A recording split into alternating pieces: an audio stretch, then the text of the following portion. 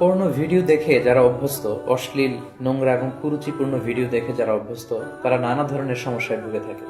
এই পর্নোগ্রাফি রয়েছে অনেক ধরনের ক্ষতিকর দিক। তারা তাদের ব্যক্তিগত জীবনে যেমনি ক্ষতিগ্রস্ত হয়, তারা তাদের বৈবাহিক জীবনে যেমনি ক্ষতিগ্রস্ত হয়, তারা সামাজিক জীবনে এবং ধর্মীয় দিক থেকেও তারা প্রচন্ড ক্ষতিগ্রস্ত হয়। এ পর্যায়ে আমরা বলবো পর্নোগ্রাফি দেখার ফলে একজন ব্যক্তি কি কি ক্ষতির সম্মুখীন হয়। সর্বপ্রথম যে ক্ষতিটির সম্মুখীন সে হচ্ছে সেটি হচ্ছে সেই ব্যক্তি তার আত্মাকে কলুষিত করে দিচ্ছে।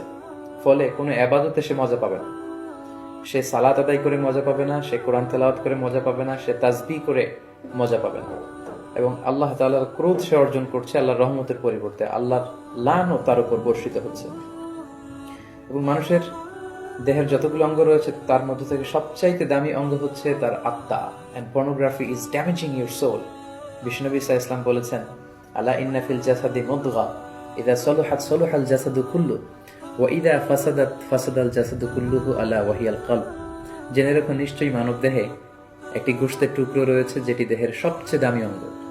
এই অঙ্গটি যদি পরিচ্ছন্ন হয় পুরো দেহটি পরিচ্ছন্ন থাকে, এই অঙ্গটি যদি নষ্ট হয়ে যায় পুরো দেহটি নষ্ট হয়ে যায়, আর সেটি হচ্ছে তোমাদের আত্মা। In the day of judgement আমরা যখন আল্লাহ তাআলার কাছে হাজির হয়ে যাব, আমাদের ক্ষমতা, আমাদের সন্তান, আমাদের সম্পদ কোনো কিছুই আমাদের মুক্তিকে নিশ্চিত করতে পারবে না। কেবলমাত্র যারা প্রশান্ত এবং পরিচ্ছন্ন আত্মা নিয়ে মহান আল্লাহর দরবারে হাজির হবে, তার জন্যই আল্লাহ তাআলা ক্ষমার ঘোষণা করবেন।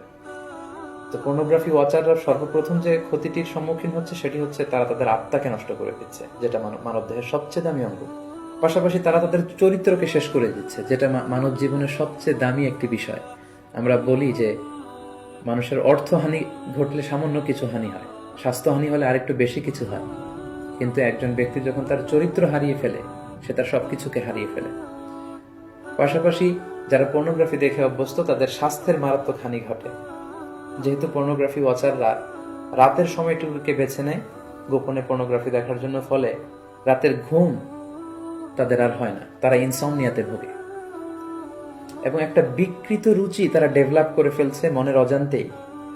মহান আল্লাহ তাআলা বিবাহের মাধ্যমে, পবিত্র বন্ধনের মাধ্যমে একজন প্রাপ্তবয়স্ক নারী এবং পুরুষ তারা তাদের জৈবিক চাহিদা মেটাবে, এটাকে আল্লাহ বৈধ করেছেন। কিন্তু বিয়ের অনেক আগেই যখন তারা এই যুগল দৃশ্যগুলো ভিডিওতে দেখে, বলে আয়াযু বিল্লাহ, নাউযু বিল্লাহ, তখন মনের অজান্তে একটা বিকৃত রুচি তারা ডেভেলপ করে। তারা তখন আর স্বাভাবিক মানুষ থাকে না, অস্বাভাবিক মানুষে পরিণত হয়। এবং পার্সোনালি আমরা অনেকের কাছ থেকে এরকম প্রশ্নও পাই যে আমি আসলে পর্নোগ্রাফি দেখতে চাই না, আমি এটাকে অপছন্দ করি, কিন্তু একবার দেখতে শুরু করার কারণে আমি এ থেকে বেরিয়ে আসতে পারছি না, আমি নিজেকে সাহায্য করতে পারছি না, এবং এই পৃথিবীর যে কোনো বিষয়ের ব্যাপারে আমি আগ্রহ হারিয়ে ফেলেছি, আমার সুইসাইড করতে মন চাচ্ছে। এরকম মেন্টাল ডিপ্রেশনেও কিন্তু তারা ভুগে থাকে। পর্নোগ্রাফির আরেকটি গুরুত্বপূর্ণ ক্ষতিকর দিক হচ্ছে এই পর্নোগ্রাফির ফলে সেক্সুয়াল ক্রাইম সমাজে বেড়ে যাচ্ছে। In every sexual crime there is a pornography behind it. কারণ মানুষ যখন পর্নোগ্রাফি দেখে এবং সেটা থেকে যখন সে স্বাদ নেয়, মজা নেয়, তখন সে তার ব্যক্তিগত লাইফে সেটাকে প্র্যাকটিস করতে চায়, যার ফলে ধর্ষণের মতো এত জঘন্য কাজকে সে বেছে নেয়, চাইল্ড অ্যাবিউজের মতো, উইমেন অ্যাবিউজের মতো জঘন্য কাজগুলোকে সে বেছে নেয়। এজন্য সমাজে যত ধরনের সেক্সুয়াল ক্রাইম দেখা যাবে, গবেষণা করলে দেখা যাবে তার পেছনে রয়েছে পর্নোগ্রাফি। যারা পর্নোগ্রাফি ভিডিও দেখে তারা দাম্পত্য জীবনে সুখী হয় না, কারণ পর্নোগ্রাফি ভিডিও দেখার ফলে একজন মানুষ উত্তেজিত হয়ে ওঠে। এবং যারা ধীরে ধীরে বছরের পর বছর এগুলো দেখে অভ্যস্ত, তারা মাস্টারবেশনে অভ্যস্ত হয়ে যায়, যেটা ইসলামী শরিয়তের দিক থেকে অনেক জঘন্য ধরনের একটি অপরাধ এবং কবিরা গুনাহ।